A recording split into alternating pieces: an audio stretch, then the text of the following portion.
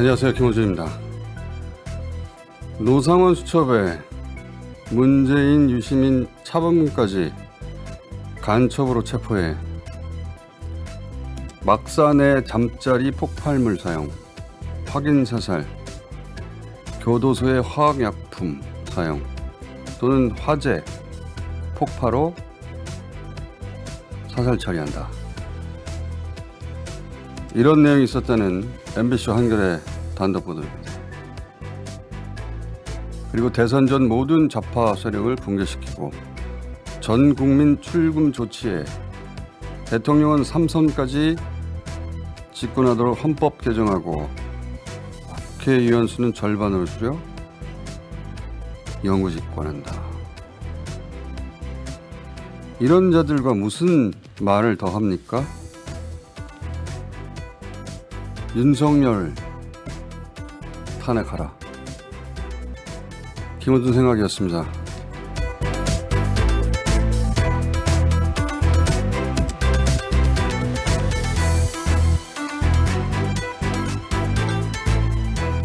겸손은 힘들다 안규령입니다.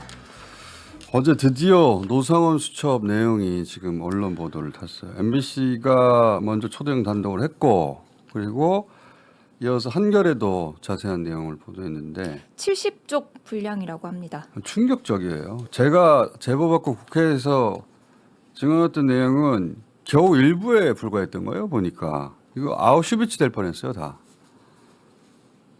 야, 이 이야기는 저희가 좀 뒤에 하기로 하고 어제 헌재 사실상 마지막 증인신문 추가 받지 않을 것 같은데 그렇다면 마지막 증인신문이 있었기 때문에 그거부터 먼저 짚고 가죠. 그나저나 씨를 말린다고 했으니까 안기령 앵커도 보니까 갔겠어요. 1차가 500명이고 모든 좌파 세력을 붕괴시킨다고 했으니까. 야. 근데 헌재가 추가 변론기를 지정을 하면서 증인 채택 여부는 논의를 한다고 네. 밝혔습니다. 근데 아직 정해진 건 아닙니다. 원래 추가 기일이 있었어요. 마지막 최후 진술 같은 걸 하는 거예요. 네. 예. 근데 그때 증인신문을 추가 받을지 말지 이제 평의한다는 건데 네. 이때까지 태도를 보면 안 받을 것 같아요. 왜냐하면 홍장원 또 불러달라는 거거든요. 무제한으로 시간 제한 없이 그걸 받겠는가. 자, 어제 핵심은 이 홍장원 국정원 1차장 윤석열이 싹 다 잡아들이라고 했다. 그 말에 신빙성을 무너뜨리기 위해서 조태훈 국정원장을 부릅니다. 네. 그런데 본전도 못 찾았어요. 예, 윤석열 거짓말만 뽀록 났는데 그 과정만 되짚어 보면 어제 탄핵 심판 핵심을 알 수 있기 때문에 그 부분을 중심으로 짚어봅시다. 어제도 혹시 김영두 재판관 네. 제가 조용히 드립을 한다고 표현했는데 역시 중요한 드립을 합니다. 이분이 참 상냥하거든요. 근데 조용히 다 듣고 보면 어느샌가 당해 있어. 두 가지를 짚는데 먼저 국정원장한테 계엄 얘기 당신 지난 3월부터 알고 있었지? 그 대목을 묻습니다. 물론 부인합니다. 이거부터 보시죠. 2024년 3월 말에 삼청동 안가에서 5명이 만난 거죠. 그렇습니다. 그 대통령, 국정원장인 증인, 국방부 장관인 신원식, 그리고 당시 경호처장인 김용현, 방첩사령관 여인영 그렇게 만났죠. 그렇습니다. 신원식 당시 국방부 장관은 당시 대통령이 비상한 조치가 필요하다. 군이 나서야 하지 않겠느냐는 취지로 말했다고 얘기를 하셨어요. 그런 얘기 들은 적 있습니까? 비상이나 조치나 이런 말을 들은 기억이 없습니다. 예. 여인영 사령관은 이렇게 얘기를 합니다. 3월 말 삼청동 안가에서 신원식 국방부 장관이나 조태용 국정원장이 계엄을 말렸다고 그 기억이 굉장히 생생했기에 그분들이 비상계엄 선포를 말릴 것이라고 생각했습니다. 기억나지 않습니다. 자, 전부 부인하는데 다른 사람들이 다 진술을 해다서 본인 말의 신빙성만 떨어뜨린 거고요. 그러니까 국정원장도 알고 있었던 거예요, 미리. 자, 두 번째가 어제 핵심인데 윤석열이 국정원 1차장 홍정원 차장한테 전화를 한 자체는 통화 기록이 있어서 부인할 수가 없단 네. 말이에요. 그러니까 싹 다 잡아들이라 그 말을 부인해야 하는데 그럼 뭘 설명해야 되냐면 국정원장이 있는데 왜 1차장한테 전화했냐 이게 설명이 돼야 되잖아요. 그래서 윤석열은 계속 자기는 미국 출장 중이었다. 출장 중인 줄 알았다. 그래서 1차장한테 전화한 거다. 그게 거짓말인 게 어떻게 드러나느냐. 좀 긴데 압축을 했음에도 김영두 재판관이 그 특유의 조곤조곤 상냥하게 빌드업을 합니다. 듣고 있으면 아 그런 일이 벌어졌구나 상황이 쏙 들어오기 때문에 좀 길지만 저희가 역시 김영두 재판관의 드리블로 이 과정을 보겠습니다. 대통령실에 갔을 때 12월 3일 20시에 대통령으로부터 직접 전화를 받았다는 거죠. 그렇습니다. 그때 대통령이 어디세요라고 하니까 증인은 여기 있습니다 이렇게 말씀하셨던 거고 네. 대통령이 미국 안 가셨어요라고 하니까 증인이 내일 떠납니다. 방금 미국 대사와 송별 만찬했습니다. 네, 제 기억은 그렇습니다. 그리고 나서 대통령이 알겠습니다 하고 전화를 끊었죠. 예. 20시 5분에 대통령실 부속실장 강희구 이분이 증인에게 전화를 했죠. 예. 그 국무회의를 21시 30분경에 시작을 했고 증인께서는 22시 45분에 대통령실을 출발하셨죠. 그렇습니다. 국정원으로 차를 타고 가고 있는데 대통령이 전화를 했어요. 그때 대통령께서 원장님 참 미국 출장은 어떻게 하시기로 했어요? 라고. 그래서 증인이 이런 상황에서 미국을 어떻게 가겠습니까? 통화 기록상으로 보면 22시 55분에서 57분이거든요. 그런데 대통령께서 홍장원 1차장에게 전화를 한 게 22시 53분이에요. 통화 시간이 1분 24초입니다. 꽤 길게 했어요. 홍장원 차장의 진술에 의하면 그 전화 때 대통령께서 첫 말씀이 같이 비상계엄 발표하는 거 이번 기회에 싹 다 잡아들여 싹 다 정리해 우선 방첩사를 도와 지원해 자금이면 자금 인력이면 인력 무조건 도와 네 알겠습니다 라고 통화를 마쳤다. 그 다음에 22시 55분에 증인에게 전화를 바로 한 거예요. 그러니까 이 갭이 30초밖에 없어요. 대통령이 지금 홍장원 차장한테 굉장히 많은 지시를 막 했는데 그리고 나서 바로 국정원장한테 전화를 해가지고는 참 한가한 얘기를 한 거예요. 미국 출장 어떻게 하실래요? 그 좀 잘 이해가 간 거거든요. 홍 차장 말을 신뢰하기가 좀 어렵습니다. 그 다음에 23시 30분에 국정원 정무직 회의가 열렸죠. 회의가 끝났는데 홍장원 차장이 쫓아왔죠. 몇 번 있다가 다시 왔습니다. 그때 대통령께로부터 전화를 받았습니다. 대통령께서 방첩사를 지원하라고 합니다. 증인이 대답을 했나요? 저 속으로는 굉장히 궁금한데 제 성격에 물어보는 성격은 아닙니다.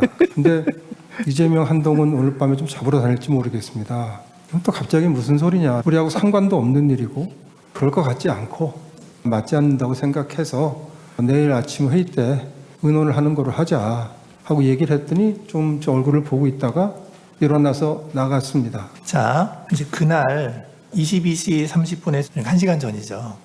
여인영 방첩사령관이 이렇게 얘기를 해요. 조지호 경찰청장에게 체포 대상자 14명에 대해서 위치 추적을 부탁했다. 15명 이름을 불렀다. 이재명, 그리고 우원식, 박찬대, 정청래, 김명수, 권순일이라고 했고 또 다른 이름을 불렀는데 김동연이라고 해서 경기도지사냐 김동현이다. 이재명 무죄 선고한 판사다. 이 사람들을 체포할 건데 위치 파악을 좀 해달라고 이렇게 부탁을 받았다. 그 다음에 그 텔레그램 전화가 한 번 더 왔다는 거예요. 굉장히 급하게 한동훈 추가입니다. 22시 30분에서 40분 사이입니다. 이 전화를 받고 조지호 총장이 어떻게 했냐면 그냥 아무런 조치도 안 하고 가만히 있었다는 거예요. 그 다음에 홍장원과 여인영이 이제 통화를 한 게 30분 후인 23시 06분입니다. 14명 명단 불러주고 위치 추적 협조해달라고 얘기를 했다는 거거든요. 그리고 나서 23시 30분에 정무직 회의가 있었고 회의 끝나고 증인한테 가서 이재명 한동훈 잡으러 다닐 것 같습니다라고 얘기했다는 거거든요. 그래서 이거를 시간선대로 쭉 이렇게 놓고 보면은 홍장원 차장이 그렇게 한가하게 증인에게 얘기했을 것 같지가 않아서 뭐 내일 얘기합시다라고 할 정도로 그 정도로밖에 얘기를 안 했나요? 제 기억대로 그대로 말씀드린다는 말씀을 드리고 김대우라고 방첩사의 단장이 있습니다. 실제로 국회로 갔던 사람이거든요. 이분은 또 뭐라고 얘기를 하냐면 김용현 국방부 장관님으로부터 명단을 받았다면서 받아 적으라고 하였습니다. 이재명, 한동훈, 우원식, 김어준, 박찬대, 조국 등 14명이었습니다. 이런 것들도 보면은 여인영 방첩사령관 입장에서는 홍장원 차장에게 그런 통화를 할 필요성은 있었던 것으로 생각이 되거든요. 근데 홍장원 차장이 그렇게 심각하게 얘기한 게 아니다. 저는 제가 기억나는 대로 쭉 말씀을 드렸다라고 하는 말씀 다시 한번 드리겠습니다. 예, 알겠습니다. 자, 참 드리블을 잘해요, 저분이. 조용히 듣다 보면은 너 거짓말하고 있구나 가 드러나는데 이 윤석열 쪽의 거짓말, 조태용의 거짓말은 국회 측에서 조태용 신문한 과정을 보면 또 확실하게 드러납니다. 국회 측에서 조태용 신문한 과정을 봅시다. 증인은 경찰 조사에서 이렇게 진술을 하셨어요. 보시면 20시경에 대통령으로부터 보안폰으로 전화가 와서 바로 받았더니 대통령이 어디세요? 라고 해서 제가 여기 있습니다. 라고 대답하니 대통령이 미국 안 가셨어요? 라고 물어 제가 내일 떠납니다. 방금 미국 대사와 송별 만찬을 했습니다. 라고 대답했더니 대통령이 알겠습니다. 라며 전화를 끊으셨습니다. 이렇게 진술을 하셨죠. 맞습니다. 피청구인은 20시경에 증인과 전화 통화를 하고서도 증인이 해외에 있는 줄 알고 홍장원 차장에게 전화를 했다고 하는데 이렇게 증인의 진술과 다릅니다. 증인과 피청구인 중 누구의 말이 맞습니까? 저는 뭐 여기 있으니까 여기라고 다 대답을 한 건데 대통령께서는 미국으로 오해하실 수도 있겠다. 본인 조서도 한번 보세요. 졸차 보고 있습니다. 예. 예. 공관에 있습니다. 미국 대사 송별 만찬을 해줬습니다. 미국 안 가셨어요? 내일 갑니다.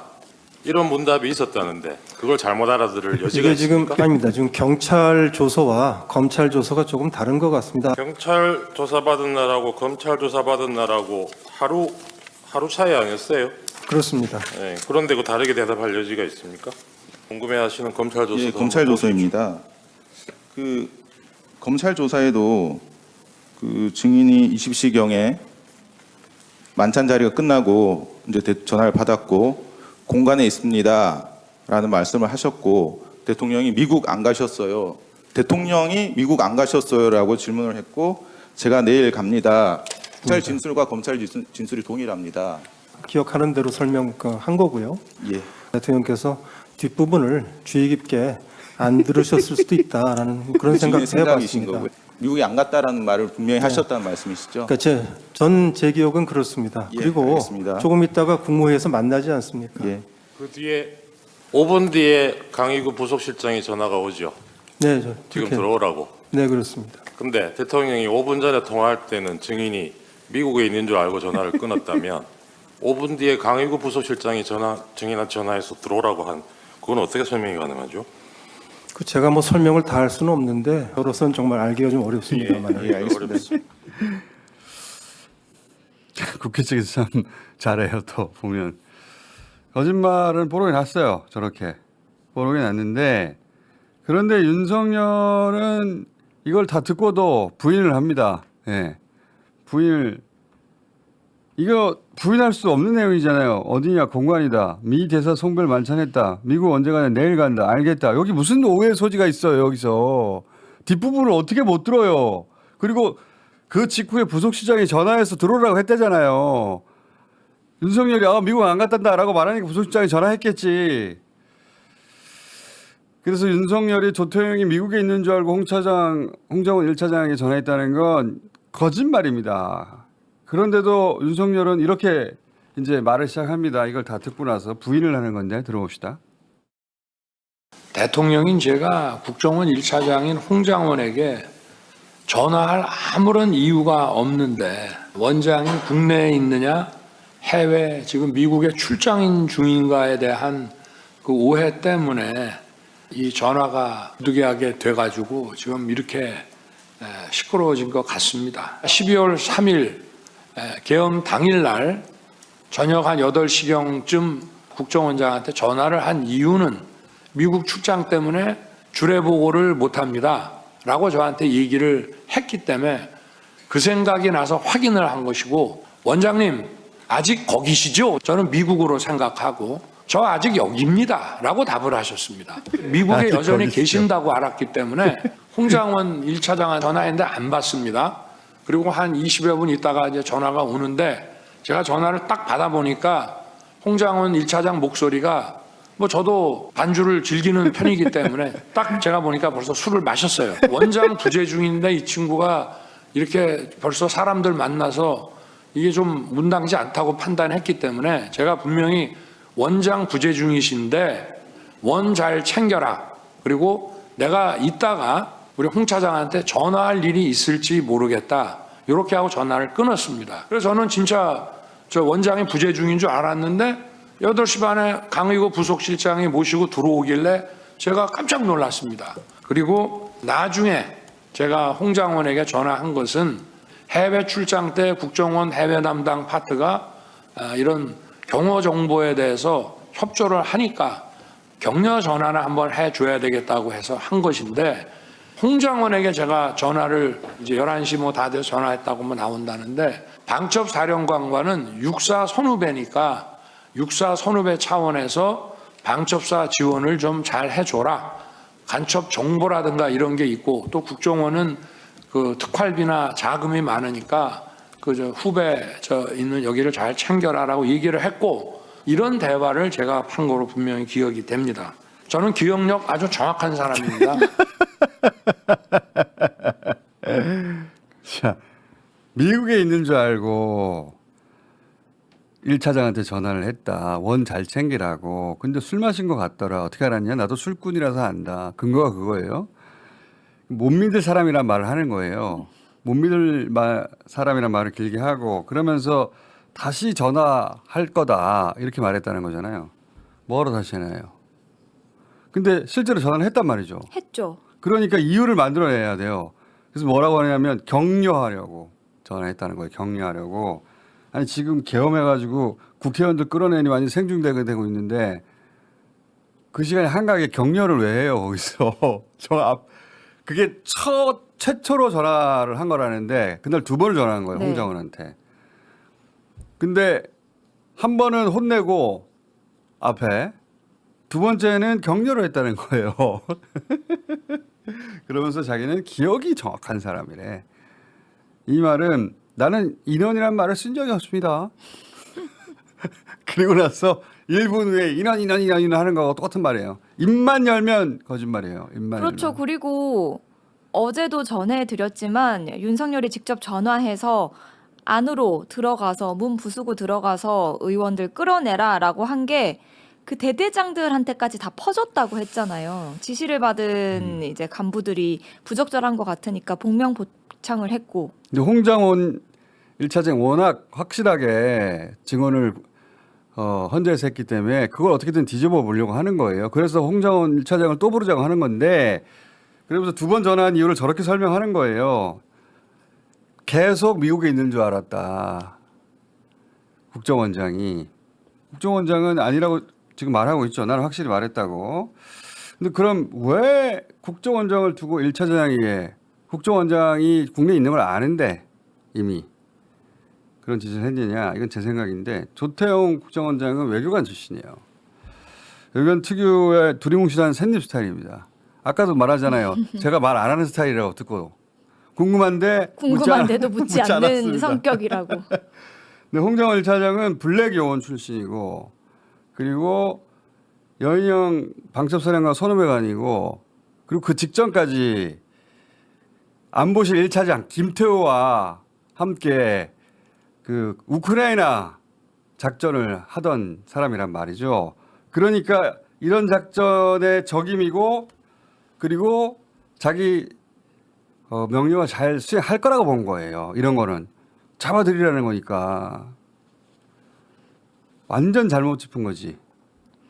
홍정은 1차장을 완전히 잘못 짚은 것이고 지금 보면 계획이 영성했던 게 아니고 계획은 나름 치밀해요. 근데 그걸 실행하는 윤석열이 모질이었던 겁니다.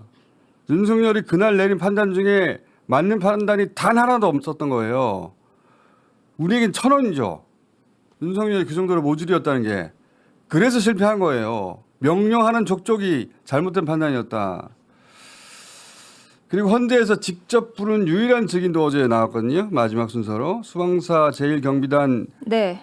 조성현, 조성현. 네, 수방사 1경비단장이 어제 헌재에 출석해서 이진우 전 수방사령관으로부터 내부로 들어가서 의원들을 끌어내라고 지시를 받았다고 명확히 증언했습니다. 자, 이분은 왜 이 헌재 재판관들이 유일하게 증인으로 불렀냐. 수방사령관이 나왔는데 지금 국회에 가서 대통령으로부터 지시를 직접 받았다고 말하는 사람이 특전사령관은 수방사령관인데 특전사령관은 윤석열이 끌어내라고 했다고 증언을 했지만 네. 수방사령관은 검찰에서는 그렇게 진술했다고 헌재에 와서는 증언 거부했단 말이죠. 그리고 그 사이에는 김용현 변호인단을 만났다라고 하죠. 그래서 수방사령관이 내린 명령을 증언으로 확인하려고 한 걸 텐데 먼저 주심인 정영식 판사가 신문을 합니다. 자, 들어봅시다. 증인은 24년 12월 3일 당시 수도방위 사령부의 제1경비단 단장이었죠. 그렇습니다. 증인은 12월 3일 21시 48분경에 이진우 수방사령관으로부터 상황이 있는 것 같으니 수호신 TF를 소집하고 사령부로 들어오라는 전화를 받은 사실이 있습니까? 그렇습니다.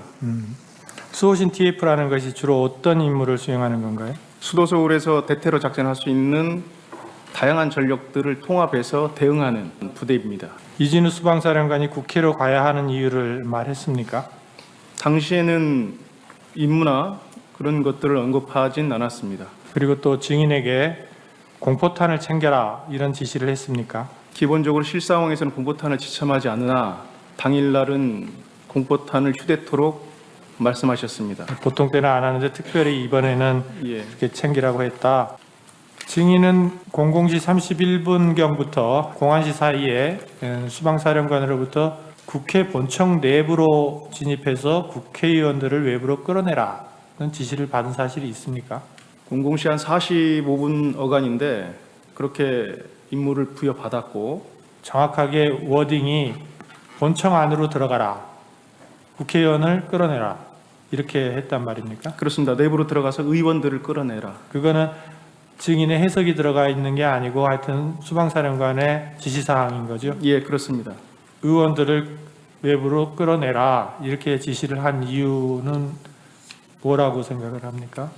솔직히 당시에는 잘 이해를 못했습니다. 그랬기 때문에 상당히 저도 당황한 상태였었고 그래서 제가 그 임무를 부여받고 나서 바로 한 5분에서 10분 후에 다시 전화를 드렸습니다.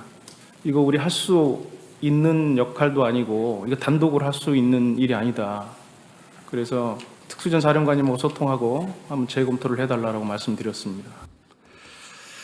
자, 확실하게 얘기를 하죠. 의원을 끌어내라. 네. 예. 그리고 역시 김영도 재판관이 마지막 정리를 합니다. 김영도 재판관 봅시다. 증인이 데리고 간 부대원들은 버스에 10명, 스타렉스에 3명, 호란도에 3명 이렇게 타고 있었나요? 그렇게 아마 타고 있었을 겁니다. 증인은 어디에 타고 있었어요? 저는 제 지휘 차량으로 타고 있었습니다. 아, 여기서 말하는 버스는 중형 버스입니다. 20명 정도 탈 수 있는 중형 버스 있지 않습니까? 근데 왜 거기에 10명밖에 안 타죠? 거기에 장비들이 다 들어가기 때문에 많이 탈 수가 없습니다. 아, 그렇구나. 물자 장비들이 거기는 즉각 출동할 수 있는 부대이기 때문에 세트화되어 있습니다. 부대원들하고 같이 이동한 거죠, 증인이? 먼저 이동했습니다. 사령관께서 그 즉각 출동 부대가 먼저 이동시키고 본인이 제일 먼저 가고 예. 그다음에 즉각 출동 2개 팀이 먼저 가고 그다음에 제가 가고 하는 아, 그랬군요. 타임라인이 그렇습니다. 여의동원 주차장에 도착한 시간이 23시 45분. 예, 23시 한 40분 정도 된 것 같습니다. 사실 이 15명의 이 병력들이 정문에서 못 들어갔죠. 예, 그래서 어떻게 해서 국회로 들어갔습니까? 정문에 사람이 너무 많아서 들어가기 어렵다라고 보고를 해서 무리하지 마라. 그래서 국회 칠문으로 들어간 겁니다. 그 병력은 그러면 김우규 소령이 인솔 하고 있었죠. 그렇습니다. 김우규 소령은 증인이 이렇게 얘기했다는 거예요. 이따가 국회의원하고 특전사가 출입문으로 나오니까 그 인원들이 안전하게 나갈 수 있게 민간인들 사이에서 통로를 만드는 것을 지원해주라. 예, 사령관으로부터 제고된 명령을 받고 그걸 준비할 수 있도록 지시를 했습니다. 그 시간이 00시 47분. 예, 그 시간대가 될 겁니다. 증인이 이진우 사령관한테서 그 지시를 받은 건 그 직전인가요? 직전입니다. 직전. 왜냐하면 임무를 받고 다시 재검토 건의를 했고 다시 재검토를 해서 저희한테 하더라고. 그리고 나서 제가 김의규 소령한테 임무를 줬기 때문에. 그러면 이제 이진우 사령관이 국회의원을 끌어내라는 지시를 했다는 건데 그 지시는 언제쯤 했습니까? 제가 기억하는 건 한 40분 정도 어간이 된 것 같은데 30분에서 한 공화시 사이인 것 같습니다라고. 진입해서 끌어내는 건 건물이니까 그럼 밖에서 그러면 통로를 확보하라. 그렇게 지시가 바뀌었다는 거죠. 예, 국회의원들을 끌어내라라고 하는 이 지시가 누구한테서 나온 것인지에 대해서 나중에라도 증인이 들은 내용이 있나요? 다 사령관의 지시로 저는 인지하고 있습니다. 자, 저분이 나중에 그런 이야기도 합니다. 추가 병력은 서강대교를 넘지 마라 라고 지시를 하고 그러면서 왜 서강대교를 넘지 마라고 했느냐. 군인이 할 일이 아니라고 생각했다는 이야기를 네. 하거든요. 굉장히 인상적입니다. 그건 저희 시간이 부족해서 잠시 후에 브릿지로 저희가 들려드릴 텐데, 야, 군인다운 군인을 못 보다가 기본을 하는 군인들을 보니까 너무 반가운 거예요. 저런 사람들이 별을 달아야 됩니다. 요지는 특전사 707이 들어갔는데 자기들 보고 의원을 끌어내라고 수방사령관이 지시하니까 자기들이 할 일이 아닌 것 같다. 나중에 특임대 끌고 나오면 군중 사이에 길을 내는 역할을 맡았다. 이런 요지예요. 네. 그러면서 국회의원 끌어내라고 하는 명령이 처음에 있었다. 그러니까 윤석열이 계엄 해제가 빨리 되도록 했다. 자기가 일부러 미리 새빨간 거짓말입니다. 새빨간 거짓말. 그런데 그러니까 네, 윤석열이 2시간짜리 이야기를 하는데 이런 일들이 있었기 때문에 그리고 시민들의 힘이 있었기 때문에 2시간 만에 끝낼 수 있었던 것이지 본인이 먼저 2시간짜리를 기획했던 게 아니잖아요. 말도 안 되는데 김봉식 전 서울청장이 또 증인으로 나왔어요. 윤석열 증인으로. 그러면서 이제 윤석열이 했던 말들을 네. 뒷받침하는 또 다른 제가 보기엔 새빨간 거짓말을 하는데 들어봅시다. 대통령이 증인에게 전화해서 의원들 국회에 잘 넣어줘서 상황이 빨리 잘 정리됐다. 수고했다. 라고 격려한 거 맞습니까? 예, 김 청장이 국회의원들을 좀 들여보내 출입을 시켜줘서 조기에 빨리 잘 끝난 것 같다는 그런 말씀을 하신 걸로 기억합니다. 국회의원들을 잘 넣어줘서 빨리 끝났다고 격려를 받았답니다. 격려를. 자, 말을 맞춘다고. 근데 맞춤으로 저는 좀 보이는데. 개인적으로는 이해가 안 됐던 게 이 김봉식 전 청장이 네. 계엄 당시에 나는 경찰청장하고만 뭐 통화했다. 그러니까 조금 앞뒤가 안 맞는 이야기도 근데 이 했던 것 양반도 같아요. 보니까 이제 저기 나와서 저런 말 했잖아요. 대통령이 계엄 직후 전화해가지고 국회의원들을 잘 넣어줘서 고마워. 그 덕분에 빨리 끝났어. 이런 말을 했을 리가 있습니까? 결심지원실에서 지금 2차, 3차 얘기하고 있는데 새빨간 거짓말이라고 보지만 이제 들은 사람이 없으니까 저렇게 증언을 하는데 이게 이제 어제의 역할이었어요. 나머지는 들을 필요도 없고 그러니까 자기들끼리 말을 맞춘다고 맞춘 게 저 정도란 말이죠. 자, 저는 저렇게 진술한 것은 아무런 소용이 없었을 거라고 봅니다. 왜냐하면 그 반대 진술이 너무나 명확하고 네. 많기 때문에 이런 가운데 이제 윤석열 변호인단 특히 김계리 변호사의 역할이 아주 또 어제 컸어요. 매우 신경질적이고 공격적이었는데 헌재 재판관을 상대로 전략을 완전 잘못 잡은 걸로 보입니다. 오죽하면 윤석열이 직접 만류하는 모습까지 그 영상 보였습니다. 잠깐 봅시다. 네, 재판장님 이 부분에 대해서는 피청구인 본인이 누구보다 잘 아는 부분이라 한두 가지만 직접 여쭙게 해주십시오. 적어 주십시오. 지금 시간이 가고 있습니다. 아, 그 시간 드리겠습니다. 멈춰 주십시오. 시간 중단해 주십시오. 적어 가지고 대리인한테 주십시오. 적어서 할 문제가 아니라 제가 좀 본인이 직접 물을 수는 없게 돼 있습니까? 규정상? 그러려면 저희들 평의를 다시 해야 됩니다. 규정의 근거가 뭔지 저희들 평의 결과가 그렇기 때문에 그걸 바꾸려면 근거를 들어주십시오. 법정 근거는 소송 지휘권 행사입니다. 알겠습니다. 저희가 한참 이어지는데 굉장히 저런 태도를 일관하거든요. 저런 태도를 일관하고 계속 저렇게 하다가 이제 증인을 또 신청한다는 네. 얘기를 합니다. 또 한번 빡치게 하는데 봅시다. 재판장님 발언권 좀 주실 수 있으시겠습니까? 발언을 하셨지 않습니까, 지금? 저희가 지금 홍장원에 대해서 증인 신청을 다시 하고자 합니다. 증인 신청서는 이미 제출이 되었고요. 여인영은 이 지난번 증인신문 이후에 자신이 홍장원에게 그런 요청을 한 적이 없다라고 진술을 하였고, 요지가 뭔가요? 홍장원에 대해서 다시 저희가 주신문으로 시간 제한 없이 증인으로 제한 신청하는 바입니다. 제가 서두에 홍장원에 대해서 재판부 평의를 거치겠다는 말을 안 했나요? 다시 한번 말씀드리는 바입니다. 네, 평의를 거쳐서 답을 주십시오. 휴정하고 오후 2시에 속개하겠습니다. 절 받아가지고 일어서 나가버려. 왜냐하면 저 장면은 한 번에 이루어진 게 아니라 계속 저렇게 네. 깐족대고 근거가 뭐냐 헌재 재판관들을 가르치거나 다그칩니다. 이 변호사가 왜 이런 전략을 세웠는지 모르겠는데 이게 도움이 될 리가 있습니까? 윤석열을 보내러 와서 작정을 한 건가? 자, 그런 일들이 있었다. 자, 마지막으로 MBC 얘기 다시 해봅시다. 노상원 수첩이 드디어 터졌고 앞으로 더 나올 것 같은데 우리가 이제 14명만 있는 줄 알았는데 제가 초기에 그랬어요. 3차, 4차 있었다고 제가 그렇게 제보받았거든요. 이번에 나왔어요. 보니까 문재인 대통령도 나오고 유시민 작가 없다고 막 자기를 했었는데 유시민 작가 부르기로 했어요. 저희가. 그리고 박정훈 대령. 예? 박정훈 전 해병대 수사단장 그리고 2023년에 이재명 대표에 대한 구속영장을 기각했던 현직 부장판사 그리고 천주교 외에도 불교와 개신교 등 주요 종교의 인사들 그리고 연예인들, 체육인들까지 차범근. 네. 참네, 차범근. 14명 알려졌잖아요. 그 이준석도 들어갔더라고요. 이게 보니까 누군가의 사감에 철저히 기인한 거예요. 보니까. 무려 500여 명에 달한다고 1차가 합니다. 500명입니다. 1차가 500명이고 관련 화면 있으면 계속 띄워주세요. 기다리지 마시고.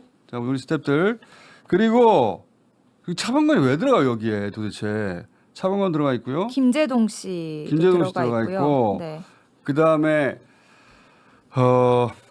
그리고 한겨레 네. 오늘 오전 단독 보도에 따르면 이 한겨레에서도 수첩을 입수해서 보도를 내놓고 있어서 제가 오늘 여기 들어와서도 계속 바빴습니다. 네. 확인을 한다고. 네. 이해찬 전 국무총리의 이름도 여기 수첩에 언급됐다고 합니다. 윤미향 의원도 들어가 있고 전 의원. 네. 예. 황운하. 예. 여기 그리고 이제 현직 판사들이 언급이 됐는데 좌파 판사 전원 이렇게도 전원. 쓰여 있다고 하고요. 하여튼 미친 작자들 진짜 그러나서 그냥 체포만 하려고 한 게 아니라 다 죽여버리려고 했어요. 다 죽여버리려고. 보면은 죽이는 방법도 다양하게 등장합니다. 사살, 폭파, 침몰, 격침, 화재, 수류탄. 사살, 폭파, 침몰, 격침, 화재, 수류탄. 자, 그것만 있는 게 아니에요. 한겨레 이 부분을 좀 더 자세히 했는데 보면 이송중의 사살도 등장합니다. 제가 왜 이송중의 북한공으로 둔갑시킨 요원에 의해서 사살 네. 이 얘기했잖아요. 이 빙산의 일각이었던 건데 한겨레 단장 보면 이 부분이 더 있어요. 주먹들을 이용해서 좌파들을 분쇄한다. 깡패도 원한다는 소리죠. 네. 막산에 잠자리 폭발물 막산에 자고 있으면 수거해가지고 네. 그 그러니까- 막사를 폭발시킨다는 거예요. 네. 자고 있는 동안에. 그 수거 대상이 알려진 것보다 많은 500여 명이고 이 수거 대상을 어떻게 처리할지에 대한 계획들이 적혀 있었는데 처리 방안이 일단 크게는 4가지로 보입니다. 네. 잠시만요. 기사가 너무 많아가지고 아니 4가지가 아니고 더 많아요. 5가지. 아니 그거보다 더 많아요. 있고. 쭉쭉쭉 써놨는데 수용 시설에 화재를 내거나 폭발시킨다. 네, 그 수류탄, 예, 그리고 막산의 잠자리 폭발물, 자공인데 폭발시킨다는 거죠. 그리고 일단 네 지역도 다 다릅니다. 그 일반 전초기지 선상에서 피격하는 방안도 있고요. 예, 연평도 등의 무인도로 끌고 가는 방안도 있고 민통선 이북에서 이제 사살하겠다는 계획도 있고 일단 연평도 이송해의 경우에는 폭발물을 배의 화물칸에 설치한 다음에 실미도에서 집행 인원 하차시키고 적절한 곳에서 폭파하는 방안이 담겼다고 합니다. 그리고 민통선 이북에 보내는 이제 그룹의 경우에는 막산에 잠자리 폭발물을 사용하는 방안이 언급됐습니다. 제가 여기 나온 것 중에 제일 미친 작자들이라고 생각했던 건 교도소에 음식물과 급수에 화학약품을 넣는다는 거예요. 이게 아우슈비츠지 뭐야 이게 가스 푼 거. 이 미친. 예, 욕이 튀어나오는데 이제 그리고 어뢰 공격도 있어요. 어뢰 공격. 네. 근데 여기서 NLL 인근에서 북의 공격을 유도하거나 아니면 나포 직전에 격침시키거나 북한을 이용하는 방안이 있어요. 근데 중국도요. 그래서 기억해 보시면 몽골의 정보사 요원들이 갔다가 북한 접촉 시도하다가 체포됐다는 기사가 걸려서 네. 있었거든요. 이게 보니까 그런 접촉을 한 거예요. 접촉을 네. 북한한테 그런 제안을 하고 뭔가를 받고 그러면서 추측에 써 있어요. 주고받아 줄 수 있는 게 뭔가 북한에.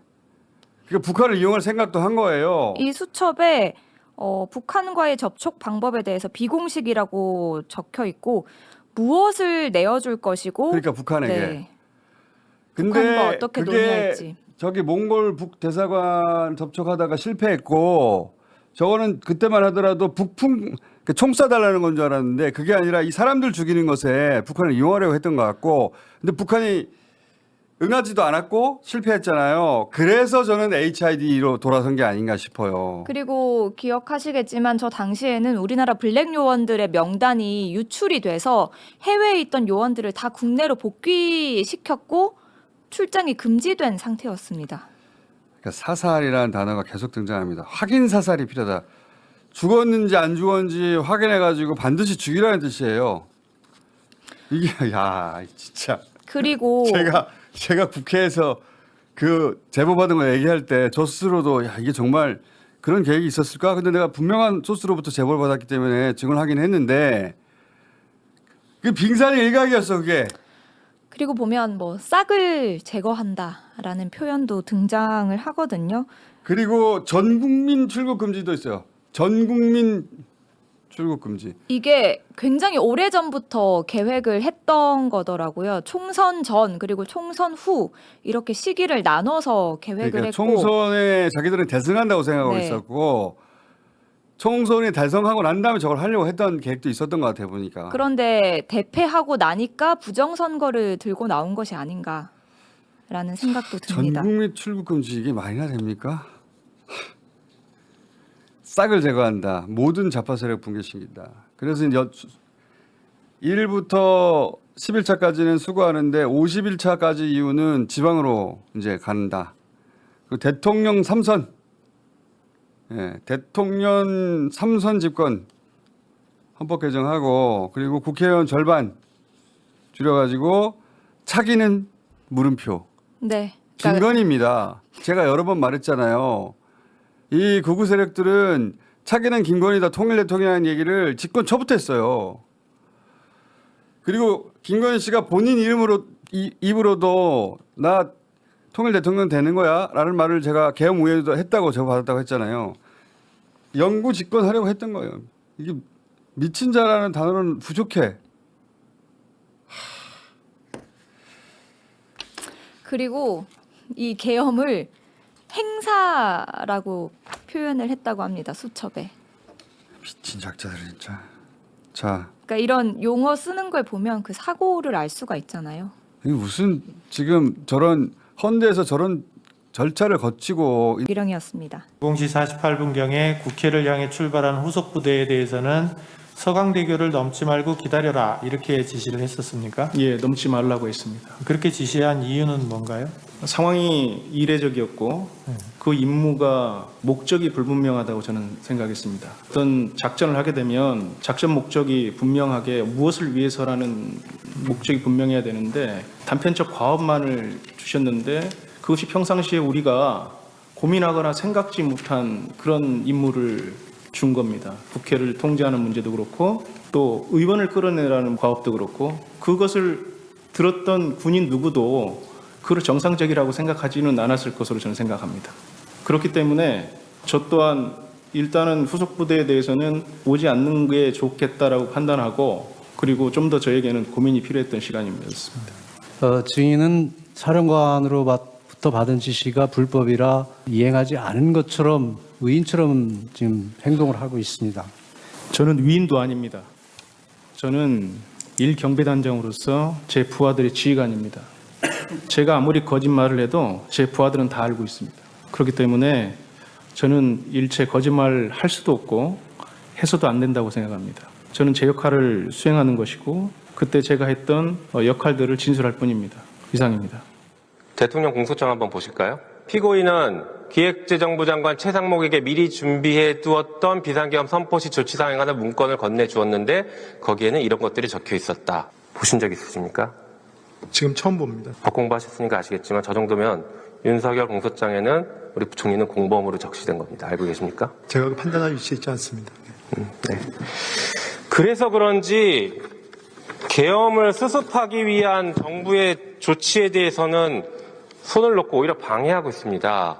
지금 특검법 계속 거부하고 있고 상설특검은 우리가 지난 12월 10일 날 209명이 찬성해서 표결했는데 오늘이 65일째인데 왜 아직까지도 임명 의뢰하지 않습니까? 상설특검 관련된 국회 규칙에 대해서 헌법과 법률에 맞는지에 대한 지금 검토가 필요하다. 그러니까 공범이라고 얘기하는 겁니다. 내란을 지금 옹호하고 내란을 지금 확산시키려고 온 힘을 다하고 있지 않습니까? 글쎄, 뭐 그렇게 말씀하시면 저 공소장이 조만간에 최상목으로 변경될 수도 있습니다.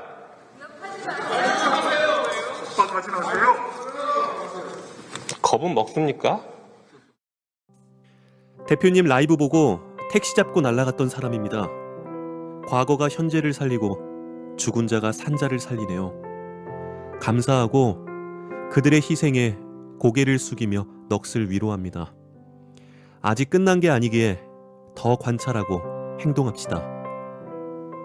앞서서 나가니 산자를 따르라.